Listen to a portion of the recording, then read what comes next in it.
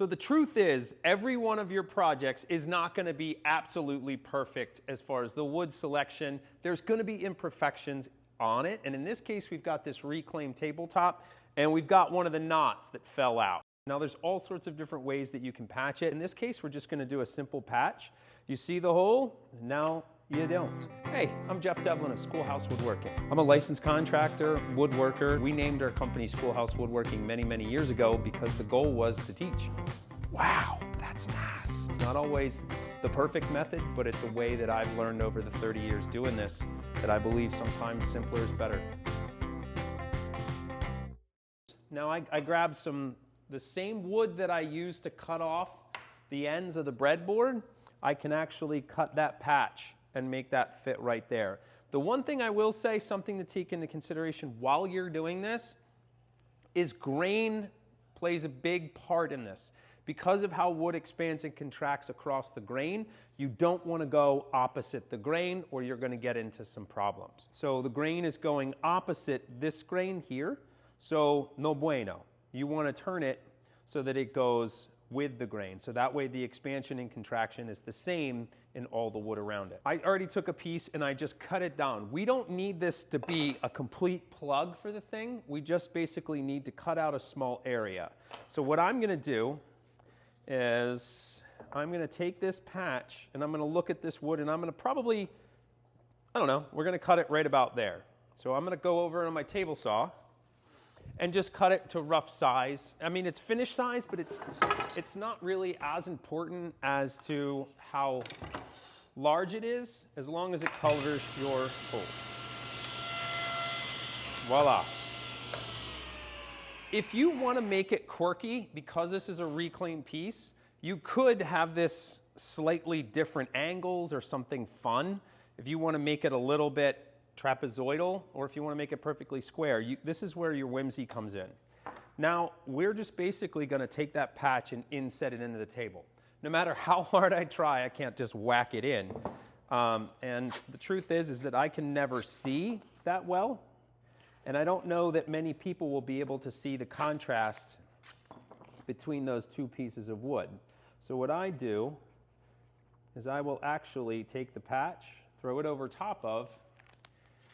Now, this knife has a flat side on it, so what's really good about that, you can use a utility knife, but you can see it's really, really sharp, but it has a flat side. So now I can just position it in such a way. You could use a pencil line, but this is where it gets a little bit, you know, if you want a nice tight fit, we just score the tape and the fibers of the wood all the way around, and you're creating a perfect line. A pencil line is not always that perfect depending on how sharp your pencil is. If you did it right, you'll be able to take your patch up. Now, I always will orient. I'm just going to put this way, because if this isn't perfect, I want to know how this is going to orient back there. So now I'll take my little knife here, and I will pull up where I want to patch. So now that blue and rustic wood contrast is really easy to see the difference. So now I know that's what I have to cut out. So you could get creative and grab your chisels and start chiseling away at this, but because there's already a hole, I'm just going to use my router. So this router is what's called a plunge router, and I'll show you why it's a plunge router, because you can see I have the function to be able to plunge the bit down into the workpiece. So for me, I want to set this just at the right height, maybe a little below, so that it would be just a little bit proud. So normally you can also do this too, just so you know, is put the piece of wood in here and then lock that in like that. The little pain in the butt with this is this piece is not exactly the same thickness all the way across, because of the inconsistency in the reclaimed wood. It's not a perfect thickness. So now, when I push this down, this is just basically a way to reference the thickness, so I know that there's a stop. So now I'm just ever so slightly below the top. And the reason why I want to do that is so I can hand plane the top of this patch so that it matched perfectly flush with the top there. Because I have the hole, I can start the bit inside. I'm just going to rough it by eye right now. So I'm gonna use my router bit, and the router spins a certain way and you'll feel it. In this case, it circles this way, so it goes counterclockwise. So when you're cutting, if you start to do, if it's rotating this way and you're going the same way, what'll happen is the router will take off on you. So you wanna go opposite that, and then you can control the cut a little more.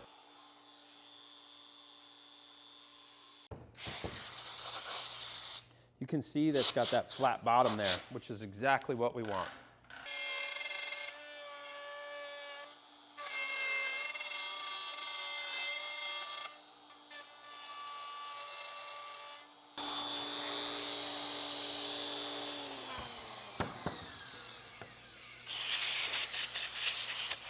So now you can see, now there's a moment where the bit's round. You can realize I'm gonna have rounded corners. Now with your patch, you could choose to actually just, instead of using a chisel and making that square, you could choose to round your patch if you want to. So in this case, you have the option. Now I just double check. Honestly, at this point, if you screwed up the patch and you made the hole too big, hell, go cut yourself another patch. Just make it bigger. It's not the end of the world. So at this point, what I'll do is I'll grab one of my mediocrely sharpened chisels. It's been a bit. And I'll just start to pare it down a little bit. You really shouldn't need a mallet in this case because this is pine, it's pretty soft. You should be able to just pare it down and let the chisel do all the work for you. As soon as you grab a mallet, which I have one here, you'll see something that could happen. If your chisels are really dull, you're gonna be fighting it. But what happens when you do that, it'll sometimes jump if you hit it too hard, and it'll push over the opposite way of the way you want it to go. So I believe that sometimes just that little bit of shearing helps tremendously. Now when you get to the point where you think you're good, just test fit it. And then if it fits, great, but be very cautious to beat it in, because that can sometimes lead to the wood cracking or splitting. That is too tight. Which again, I'd rather it be too tight at this point. Now it looks like the left or right, like I could get it to go in over here and over here, and I don't want to beat it in right now because I'm too tight on the left or right. So what I'm gonna do is I'm gonna take this, instead of manipulating the area in here, I could just sand this lightly.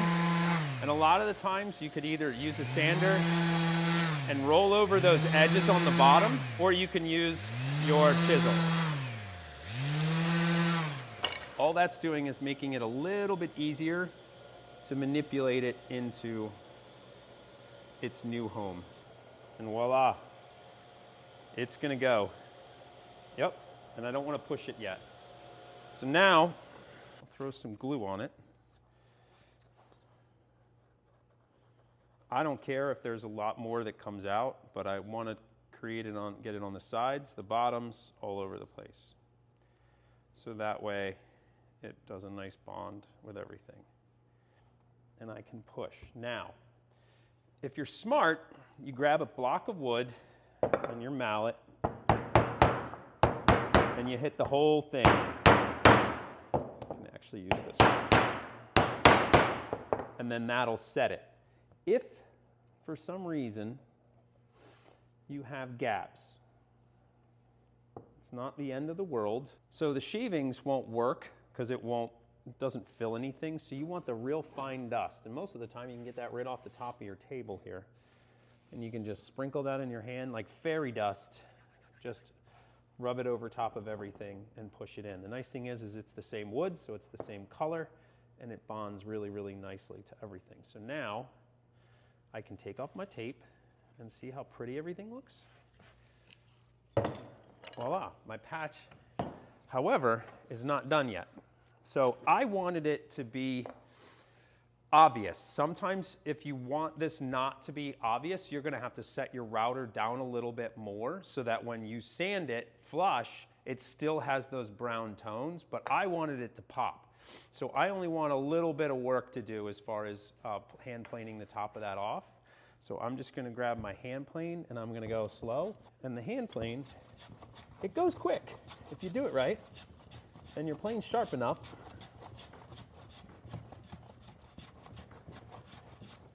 you can see I'm almost there. Flush on this side, a little more over there. Don't be afraid to take the hand plane and pull it towards you either. It doesn't always have to go away.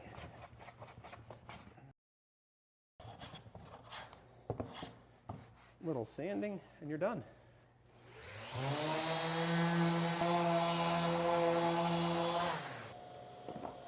Whee!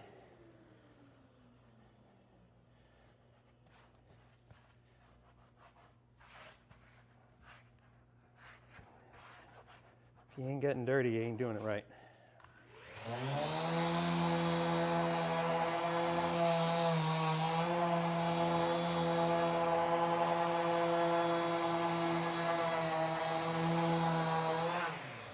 Ta-da!